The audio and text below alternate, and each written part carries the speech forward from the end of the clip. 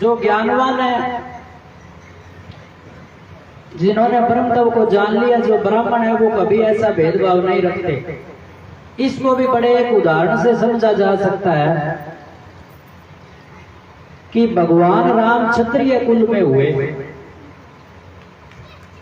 तो ब्राह्मण भगवान राम की पूजा करते हैं कि नहीं करते? अगर वो अपने आप को उच्च मानते और क्षत्रियों को नीचा मानते, तो फिर क्षत्रियों की पूजा ही क्यों करते, राम की पूजा ही नहीं करते? तो इससे सिद्ध होता है कि ब्राह्मण भेदभाव नहीं करते, वो क्षत्रिय की पूजा भी करते हैं। दूसरा उदाहरण, भगवान श्री कृष्ण यादव कुल में पैदा हुए। अब अगर ब्राह्मण यादव कुल को नीचा माने और अपने को ऊंचा माने, तो उस कुल में उत्पन्न भगवान श्री कृष्ण की पूजा क्या करेंगे? वो फिर पूजा नहीं करेंगे। क्यों करेंगे? फिर वो तो अपने आप को ऊंचा मानेंगे, यादव कुल जो नीचा है, फिर कौन मत्था मारे? तो सारे ब्राह्मण, जो ब्राह्मण भगवान श्री कृष्ण की पूजा करते हैं, तो इससे सिद्ध होता है कि वो ऐसे ऊंच नीच को नहीं मानते, यादव कुल को भी बड़ा ऊंचा मानते हैं और उनकी पूजा करते हैं। और तो और जो ब्रह्म प्राप्ति को प्राप्त हो जाता है, जो ब्राह्मण हो जाता है सच्चा, पाखंडी नहीं, वो भेदभाव रहित पूज्य की पूजा करता है और राजपूत क्षत्रियों की भी पूजा करता है। बाबा रामदेव जी महाराज तंवर कुल में क्षत्रिय थे। अब रामदेव जी की पूजा ब्राह्मण करते हैं कि नहीं करते? अगर ये भाव आ जाए कि मैं तो ऊंचे कुल का और ये क्षत्रिय राजपूत है, तो फिर क्यों करें राजपूत की पूजा? तो करनी नहीं चाहिए। तो इसलिए जो ब्राह्मण, जो ब्रह्म तत्व को प्राप्त हो गए, वो भेदभाव नहीं करते, घमंड रहित हो जाते हैं, अहंकार रहित। और अहंकार वाले तो है पवित्र, और भगवान श्री कृष्ण ने उनको तो नीच बोला है। तो बाबा रामदेव जी की पूजा भी करते हैं, क्योंकि उनके मन में कोई ऐसा भाव ही नहीं होता, कहीं कहा ही नहीं गया वेदों में, शास्त्रों में, श्रीमद् भगवत गीता में। और एक उदाहरण और है, हमारे एरिया में प्रत्येक गांव में भूमिया जी के मंदिर है। वहां पर लगभग जाति के देव पुरुष हैं। अगर ब्राह्मण अपने को ऊंचा ही माने, तो फिर जाटों की पूजा ही क्यों करें?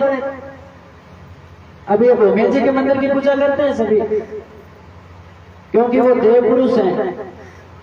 और भगवान ने भी कहा है कि मैंने दो ही तरह की रचना है यहाँ पर, एक तो देवी संपत्ति वाली, एक ऐश्वरी संपत्ति वाली।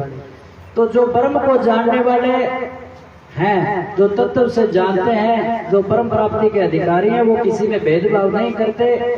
वो देवी संपत्ति वाले सभी की पूजा करते हैं, भगवान राम की, भगवान श्री कृष्ण की, रामदेव जी महाराज की, भूमिया जी महाराज की, सभी पूजा करते हैं। वो उस अन्य भावना में नहीं पड़ते, उनकी समदृष्टि होती है।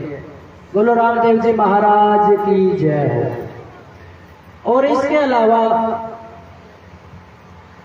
भगवान कह रहे हैं कि ऐसे जो द्वेष करते हैं, क्रूर स्वभाव वाले हैं और घमंडी हैं, तो ऐसे महान नीच अपवित्र मनुष्यों को मैं बार बार ऐश्वरी योनियों में गिराता हूँ। फिर उनको बड़ा नीच कहा है, और फिर वो ऐसा भाव रखने वाले नीच योनियों में विचरेंगे, और क्या उनकी मुक्ति थोड़ी ही होगी? क्योंकि वो है ही देव संपदा को प्राप्त न होकर के ऐश्वरी संपदा को प्राप्त हुए। तो इसलिए सभी योगी हो जाओ, सभी पर भगवान की कृपा हो, ब्रह्म तत्व को प्राप्त हो जाएं और ब्रह्म में रमण करें, तो सभी ब्राह्मण बन जाएं और मुक्ति को प्राप्त हो जाए। बोलो कृष्ण चंद्र भगवान की जय। हे कुंती नंदन, वे मूढ़ मनुष्य मुझे प्राप्त न करके ही जन्म जन्मांतर में ऐश्वरी योनि को प्राप्त होते हैं, और फिर उससे भी अधिक गति में अथवा भयंकर नरकों में चले जाते हैं। वो मूढ़ मनुष्य जो भेदभाव करते हैं। भगवान राम सबरी के घर गए कि नहीं गए? भगवान श्री कृष्ण ने कभी किसी के साथ द्वेष किया? और जिस पवित्र जगह पर बाबा रामदेव जी महाराज की जगह पर हम बैठे हैं, तो बताओ रामदेव जी महाराज ने कोई भेदभाव किया? जब रामदेव जी महाराज भेदभाव नहीं करते हैं, ऐसे सिद्ध पुरुष सिद्धि को हो गए जिनको सभी भारतवर्ष मानता है, उनका 24 वाणियां अमर ग्रंथ जिसको सुन करके आत्माएं जीवन मुक्त हो जाती है। जब ऐसे लोगों ने कुछ भेदभाव नहीं किया तो फिर अगर हम करें तो इसका मतलब हम पवित्र नहीं है। और भगवान कहते हैं कि हे कुंती पुत्र, ऐसे अज्ञानी मूढ़ मनुष्य मुझे प्राप्त न करके जन्म जन्मांतर में ऐश्वर्य योनि को प्राप्त होते हैं, इससे भी ज्यादा अधम गति और भयंकर नरकों में चले जाते हैं। इसलिए हमें भी अहंकार मत ये छोड़ देना चाहिए और कर्म अच्छे करने चाहिए। बोलो कृष्ण चंद्र भगवान की जय। क्योंकि